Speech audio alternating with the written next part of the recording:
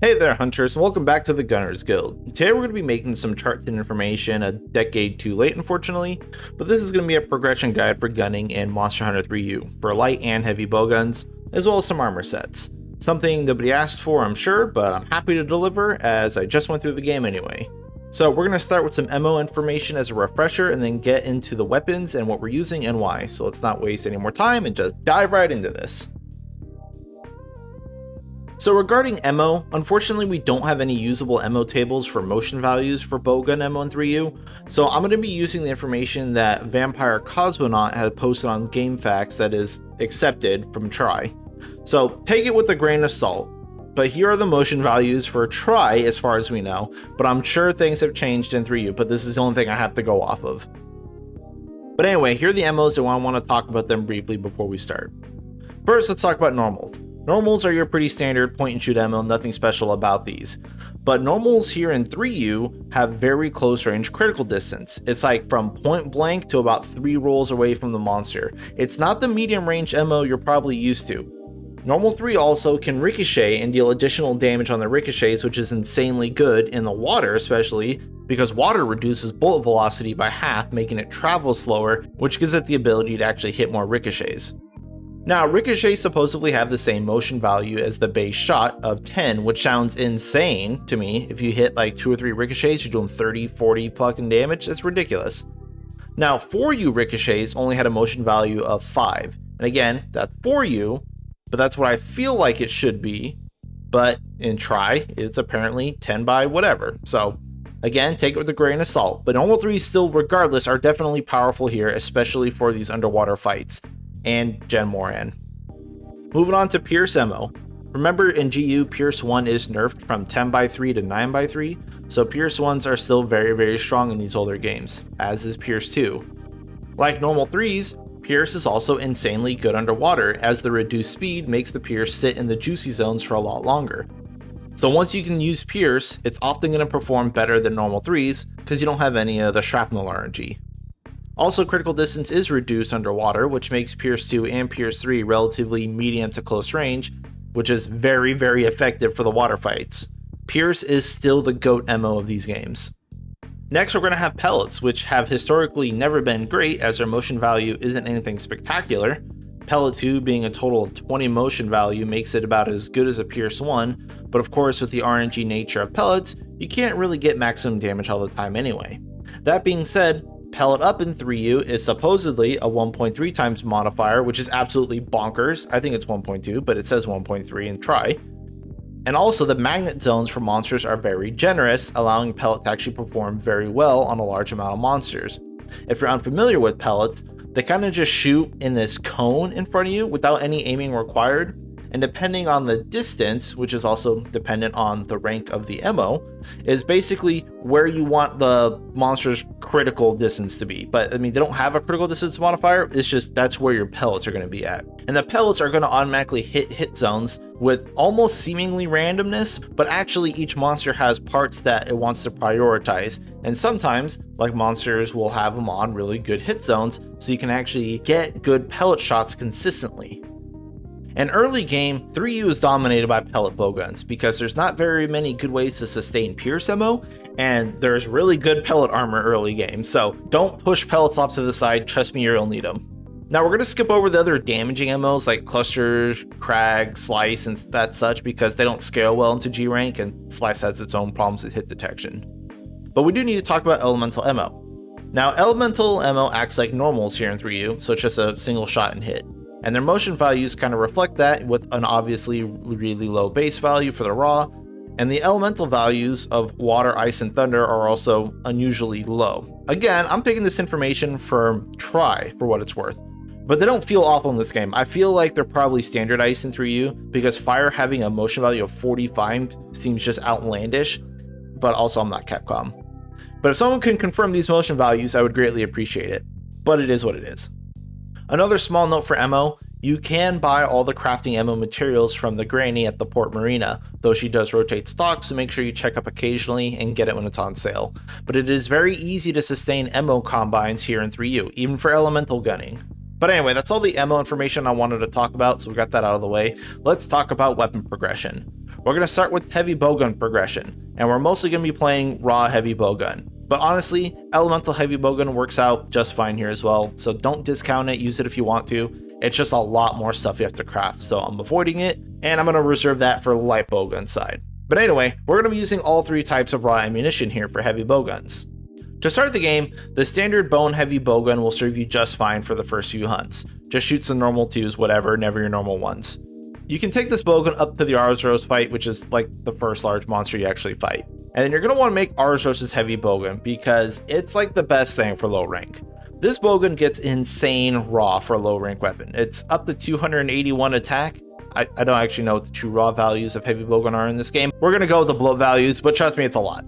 Now be careful because the third upgrade option for the Arzros bowgun, which you can do in low rank, requires Hercudromes, which do have a very small chance to spawn in Volcano in low rank, but they're significantly more common once you hit high rank.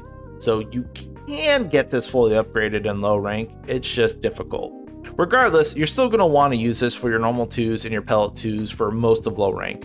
And it can even siege pellet 2s, which is really nice. But at the very least, take this up to Kurapeko and make the Tropical gun. Now Kurapeko's gun can use normal 2s and normal 3s, which is great for the upcoming water fights, as well as pellet 2s and pellet 3s, which is strong because low rank armor gives pellet up, and also it's just great backup ammo. But you can also use fire ammo, which is going to be nice on Lagiacrus, Baroth, and Barioth. And you also just have a large supply of usable emmos without having to bring combines, so it's really good for like ammo management and money sustain. This Peko Heavy Bowgun will be frequently used through the entire game, so use it, upgrade it, keep on it. We're literally going to use this for the whole game. The only reason why we drop Arzros gun is that it doesn't actually have a high rank form, so it doesn't scale into high rank, and we do need a pellet alternative. There's unfortunately not really a good Pierce bowgun in low rank, but it's also really expensive to sustain Pierce, so don't worry about it too much. You can make the Diablos bowgun for Siege Pierce if you want it, but honestly I'm not a fan of the gun, so you can get by without it, so I'd rather just not use it, but it is an option.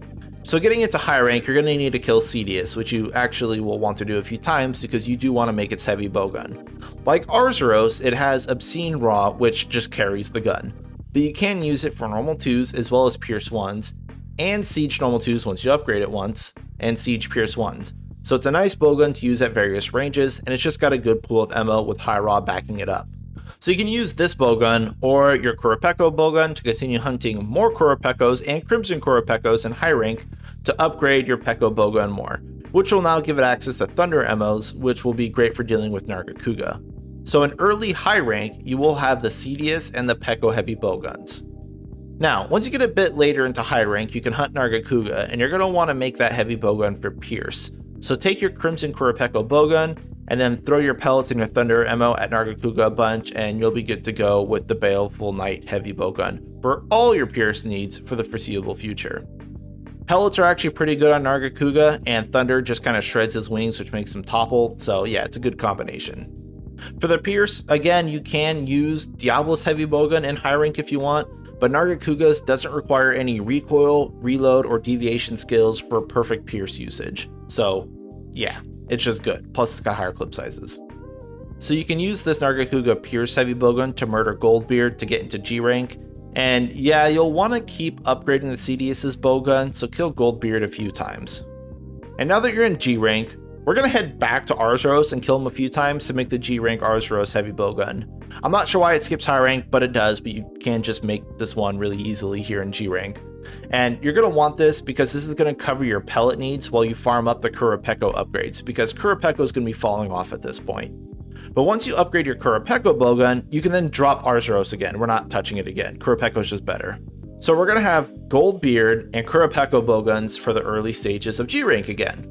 You can continue to use Nargacuga's Heavy Bowgun for Pierce 2 and Pierce 3, but honestly, Goldbeard should outpace Nargacuga at this point in the game with just its high raw and Pierce 1s.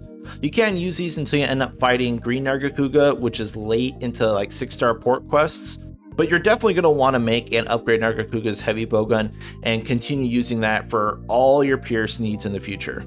Again, we have to talk about it in G rank. Diablo's Heavy Bowgun can be used as a siege bowgun for multiplayer or, good play with traps and such, or on Gen Moran and Hollowed Moran, since it can siege normal 3s, Pierce 2s, and Pierce 3s. but don't try using this bowgun outside of Siege because the recoil and reload speeds are atrocious for this gun, the clip sizes are bad. It's specifically a Siege weapon. You don't need it, but if you want to, you can have it. But these are all the heavy bowguns you're going to need to get through all the village and all the hub quests.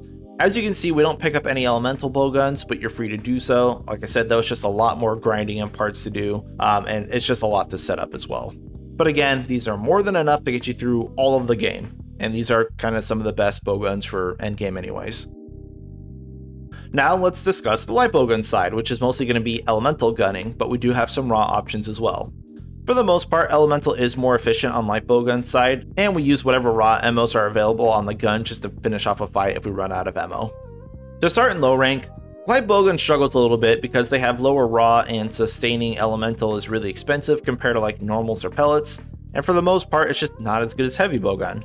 But regardless, we're going to start with the crossbow gun, which is the basic bone and ore light bowgun that you can make from basically nothing. And you better get used to it because you're going to be stuck with this thing for a little while.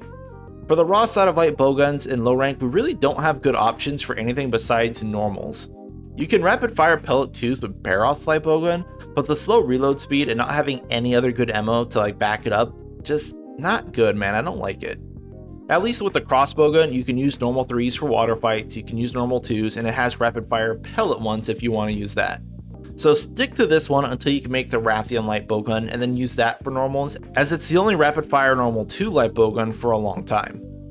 While in low rank, you're also going to want to make the Ludrot's light bowgun as well, which is going to be our rapid fire water bowgun for the rest of the game, so keep it in your box for when you need a fight like Uragon or Ignactor.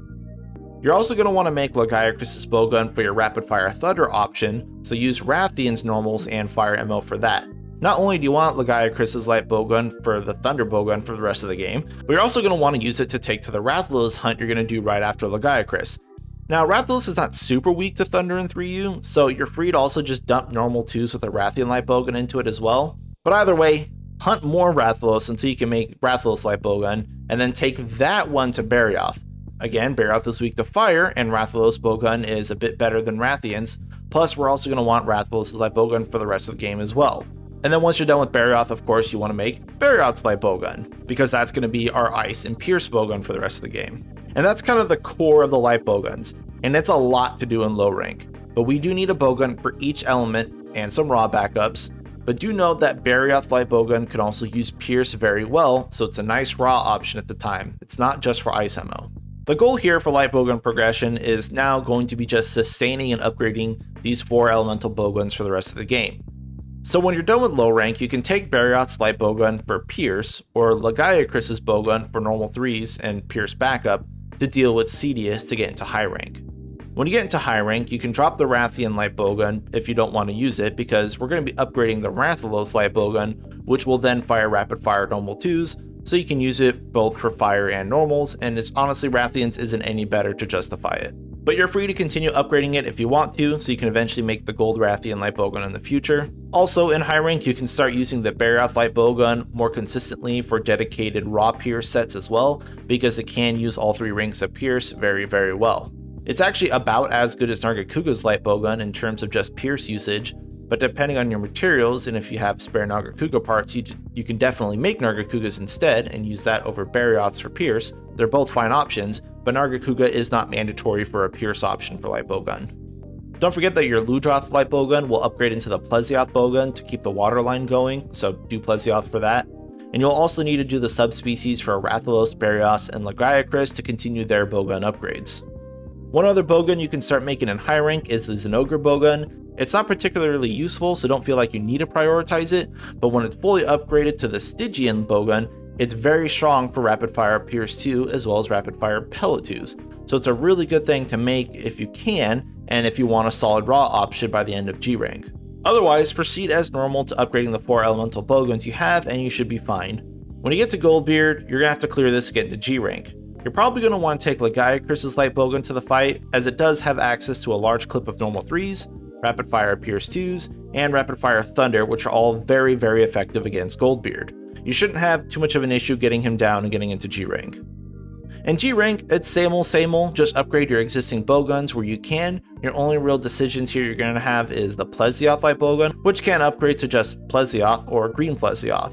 Green has rapid fire sleep 1, which is nice for sleep bombing, but has 10 less raw, some added deviation, and slightly worse recoil. Your choice, but I prefer regular Plesioth for rapid fire para 1 instead, and the extra stats. And when you finish G rank, you're also going to want to make Dire Morales' light bowgun for your new fire bowgun, as it's just superior to Rathalos as we don't care about crit with elemental weapons, plus it has Crag and Cluster 3, which is very cool. Maybe not optimal, but it is cool. And that's going to be it for all the light bowgun progression, for everything that you need to do from the beginning of the game all the way through Dire Morales. Now, last thing I want to cover relatively quickly is the armor sets. I want to just showcase some useful armor sets for low rank, high rank, and G rank for specific MO types and such. All these sets only need a 2-slot charm, though some don't need a charm at all, or even just a 1-slot charm if your weapon already has its slot. So again, very basic, not charm dependent at all. Pretty sure anyone can find a 1-slot charm, because most of these bowguns will have a slot. So let's make this very quick, but the gallery is also going to be linked in the description below. But in low rank for pellets, you're going to want the ingot set. You will get pellet up, recoil down, and you can slot in combination pro if you want to for that MO crafting sustain. For normal MOs, you're also going to want to make the full Lagiacrus armor set to get normal up, weakness exploit, and also slot in combination pro. Lagiacrus also just has a lot more armor than ingot. For elemental gunning, it's going to be kind of funny, but you can make a mix set to get normal up and attack up large, because elemental scales off your raw, so it is going to help a bit, and it's a lot easier to do that than trying to make like an armor set for each element in low rank. Plus, you can also fall back on normals as well. It's great for Rathian and Peko bowguns. Getting into high rank, we have mixed sets here for Pierce that will include Pierce Up, Evade Extender, and Attack Up Small. Evade Extender is damn near mandatory for a heavy bowgun, but it's still very useful for light bowgun as well. For normal MO and high rank, we have the options for heavy bowgun and light bowgun, with and without Evade Extender basically. It's normal up, attack up small, and either weakness exploit or Evade Extender. Slightly better than low rank, but the armor is far more important at this point. For pellets, we can use a mix set for pellet up, Evade Extender, and attack up small, or you can just make full Sand Barrioth for Evade Extender and attack up medium, which does have 6 slots free, and you can use this as like a general base for pretty much anything else as long as you get, the extra decorations to fill in like your shot type up. In high rank, we can also start making elemental armor sets, but it is a lot of grinding. So I honestly don't really recommend it. You can just make generic raw damage scaling sets or the Sand Barrioth if you want to. But if you want to make elemental sets, here are some sets for each elemental attack up. And then once we're in G rank, we do have a general purpose set that we can fit any shot type up in it with the decorations, and it also comes with Evade Extender, Attack Up Small, and Combination Pro. This is fine for both light and heavy bowguns. And honestly, this should do you just fine up through Dire Morales, without any charms. For the elemental armors, we do have a basic setup that can use the same gloves, waist, and boots, but we'll need to change the head and chest for each element, which is a lot better than trying to make a completely new set for each element. But you can see here that each set is going to come with its appropriate elemental attack 2, Evade Extender, and Combination Pro. It's not a lot, and again, Evade Extender isn't mandatory for light bowgun, but it's still very, very comfy, so I do recommend it. But again, you're free to try and swap this out for like attack up medium or something. And again, these are very basic sets with like a 2-slot charm or a 1-slot charm and 1-slot weapon. Basically nothing. But these should get you through the rest of G rank, even with elemental bowguns. Okay, that was quite a lot, but that's going to be all for me. Hopefully this information is useful to some of you gunners out there, especially people who are trying 3U for the first time. But yeah, that's it. Thank you all for watching. Good luck out there, hunters. Check the descriptions for any sort of links, images, galleries, all that stuff. But yeah, peace and good luck.